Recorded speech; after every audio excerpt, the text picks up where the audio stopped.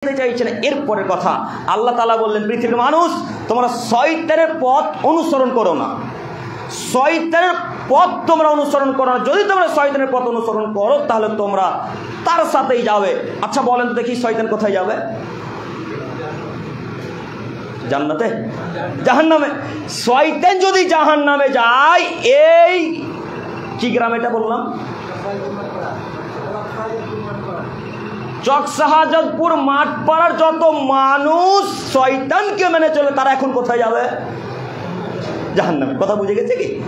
এবার আপনাকে প্রমাণ দিয়ে দেখায়, যুব সমাজকে যদি আপনি ধ্বংসের মুখ থেকে বাঁচাতে চান তাহলে শয়তানি কর্ম থেকে বিরত থাকতে হবে যে কোনো মূল্যে। যে কোনো মূল্যে শয়তানি কর্ম থেকে বিরত রাখতে হবে, যে কোনো মূল্যে। আব্দুল করিম ভাই, শয়তানি কর্ম কোনটা বুঝতে পারলাম না যে? বুঝতে পারলেন না শয়তানি কর্ম কোনটা? দেখেন আল্লাহর বাণীতে দেখি, আমি নিজের বাণীতে কয়েকটি কথা বলছি। আল্লাহ বললেন, ইয়া আইয়ুহান নাস, হে সারা পৃথিবীর মানব সম্প্রদায়। এখানে ইমানদার বলে শুধু কথা নাই।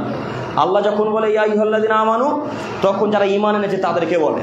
আর যখন বলে ইয়া আইয়ুহান নাস, তখন সারা পৃথিবীর খ্রিস্টান, বৌদ্ধ, সাঁওতাল, ডোম, চামার, ইহুদি, নাসারা, বেদাতি, শিরককারী যত মানুষ পৃথিবীতে আছে সবাইকে উদ্দেশ্য করে আল্লাহ কথা বলছেন। কথা বুঝতে পারেননি? আল্লাহ বলছেন, ইয়া আইয়ুহান নাস, হে মানব সম্প্রদায়, কুলু মিম্মা ফিল আরদি হালালান তাইয়্যিবা, এই আসমানের নিচে জমিনের উপরে যা কিছু দিয়েছি তাতে বৈধ এবং পবিত্র ভক্ষণ করবে। ওয়ালা তাত্তাবিউ খুতুওয়াতিশ শাইতান, এবং শয়তানের পথ তোমরা অনুসরণ করো না। ইন্নাহু লাকুম আদুউম মুবিন, নিশ্চয় শয়তান তোমাদের খোলাখুলি শত্রু, প্রকাশ্য শত্রু। ওই যে একটু আগে বললেন না যে শয়তানের কর্ম কোনটা দেখান।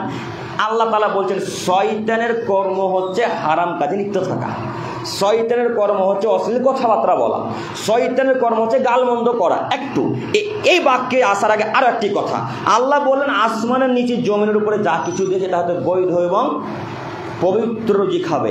একটু আপনাকে আমি বলতে চাচ্ছি, এত বড় পৃথিবীতে আল্লাহ এত কিছু দিলেন, এত বড় পৃথিবীতে আল্লাহ এত কিছু দিলেন। ওই সাইদাপুর বাজারে কত সুন্দর সুন্দর ফলমূল বিক্রয় হয়, ওই সাইদাপুর বাজারে কত দামি দামি ফল বিক্রয় হয়।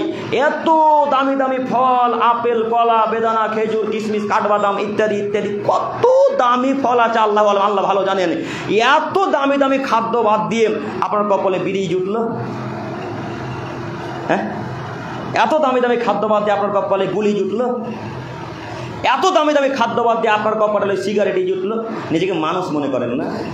নিজেকে কি হিন্দু মনে করেন? নিজেকে কি খ্রিস্টান মনে করেন? একটুকু প্রাধান্য দিতে পারেন না কেন? আপনি যে মুসলমানের বাচ্চা গো, আপনি হিন্দুর বাচ্চা নন। আপনি মুসলমানের বাচ্চা, আপনি খ্রিস্টান নন। আপনি মুসলমান, আপনি খ্রিস্টান, ইহুদি নন। আপনি মুসলমানের বাচ্চা। মুসলমানের বাচ্চা মুসলমান কখনো কোনো বিড়ি পান করতে পারে না। মুসলমানের বাচ্চা মুসলমানের কখনো জর্দা পান করতে পারে না। যারা ইহুদি, খ্রিস্টান, সাঁওতাল, ডোম, চামার তারা পান করবে, আপনি কেন করলেন? আল্লাহ এত বড় পৃথিবীতে এত দামি দামি খাদ্য দিলেন, সেই খাদ্য বাদ দিয়ে আপনি বিড়ি খেলেন কেন? বিড়ি পান করলেন কেন? এটা তো লজ্জা থাকা উচিত, এটা তো হায়া থাকা উচিত, এটা তো ইতস্তত থাকা উচিত। আপনি কেন এই কর্মে লিপ্ত হলেন? আল্লাহ বললেন না ওয়ালা তাত্তাবিউ খুতুওয়াতিশ শাইতান, শয়তানি কর্ম থেকে বিরত থাকো। শয়তানি কর্ম থেকে যদি বিরত থাকতে পারেন তাহলে আপনি পরকালে লাভবান হবেন। কথা বোঝা গেল কি? আজকের পর থেকে বিরত থাকতে পারবো ইনশাল্লাহ। আব্দুল করিম ভাই আরো দেখান শয়তানি কর্ম।